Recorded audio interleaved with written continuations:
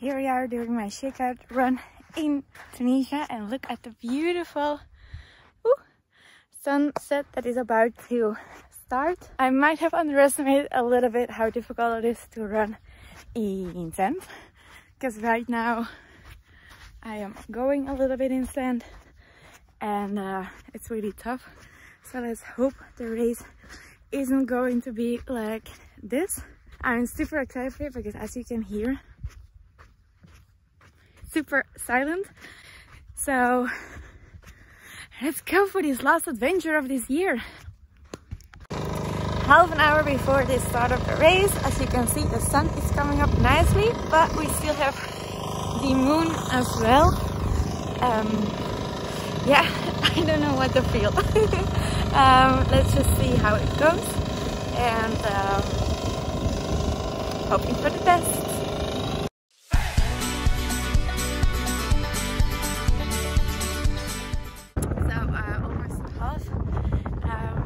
Or you have the wind in the back and then you go faster, but it's super hot. Or you have the wind in front and then you go slower, but you're not that hot.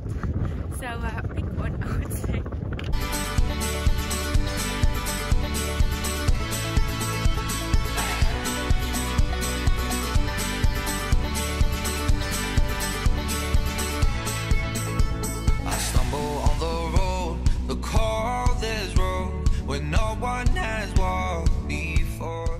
It's done. I just finished a second woman, so I'm super happy.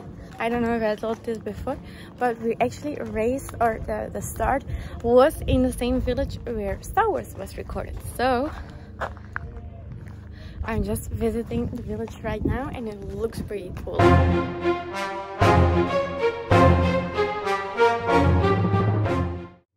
It all got a little bit hectic over there, and to be honest, I'm such a good YouTuber that I also forgot to record the material that I was running with. So here I am in Barcelona and I will just do it from here. So the shoes I've been running with were the Fuji Speed 2.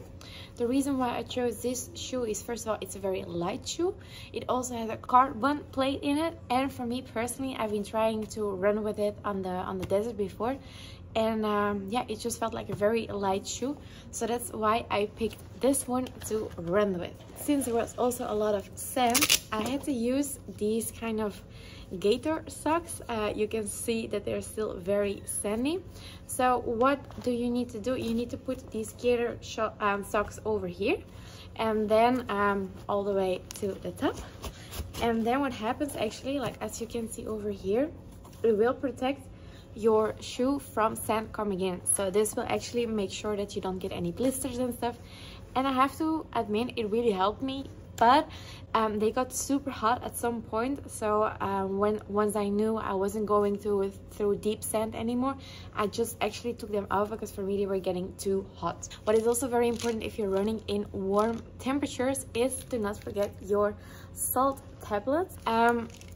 I took them after the 3rd hour because I felt I was sweating a lot, and once I took them I felt that my concentration got a lot better again. Yeah, if you've noticed that you're sweating a lot, I would really recommend start to take your salt tablets. Then this is part of your mandatory equipment. This is just like a rescue blanket.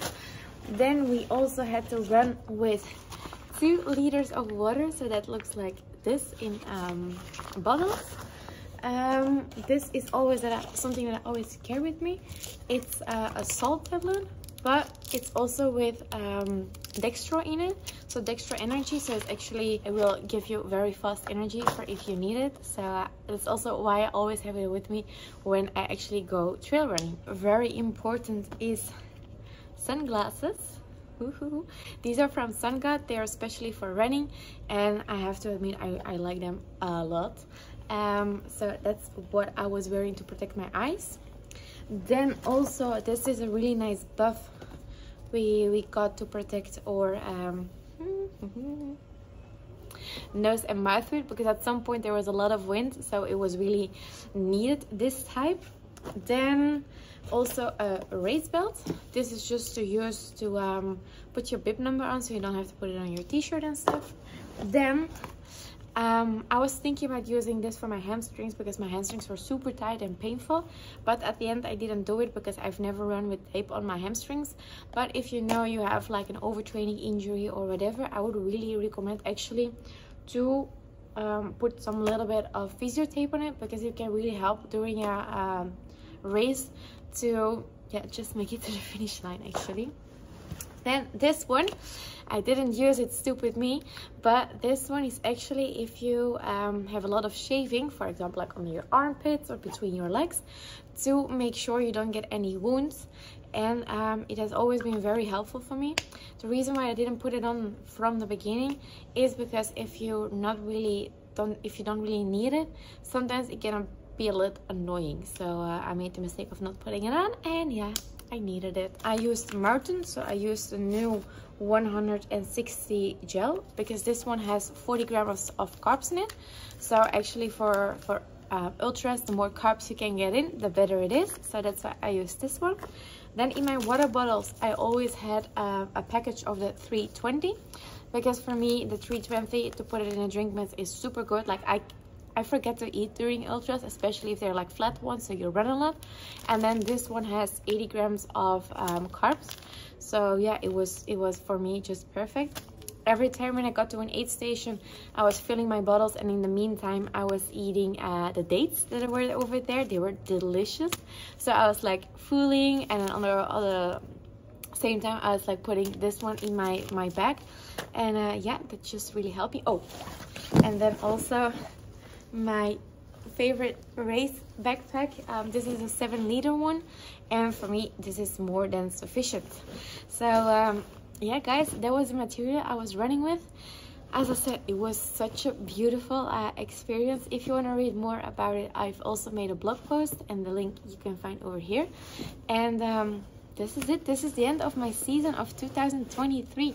If you want to know what my next plan is, let me know in the comments below, and who knows, maybe I will make a video of it.